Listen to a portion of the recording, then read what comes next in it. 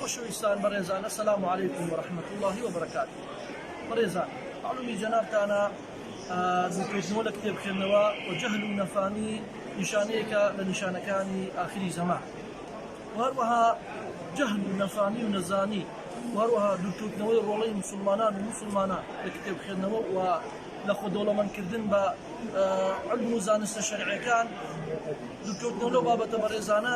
هۆکارێکە بۆ دواکەوتنی مسلمانان بە گشتی و بۆیە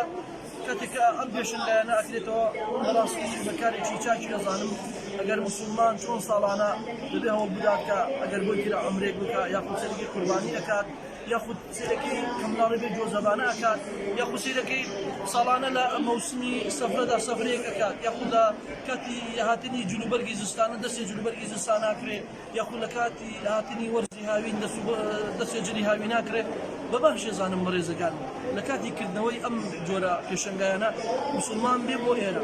چۆنەڵێ دەخیلەیەک بکە یاخود پارەکەی هەڵگرێ کە بێت بۆ ئەم شوێنانە ئەو بابەتانە بکرێت کە پێویستی پێێتی چکە بەڕاستی کتێبخوێندنەوە نعمەتێکی گەورەیە خەمڕەوێنە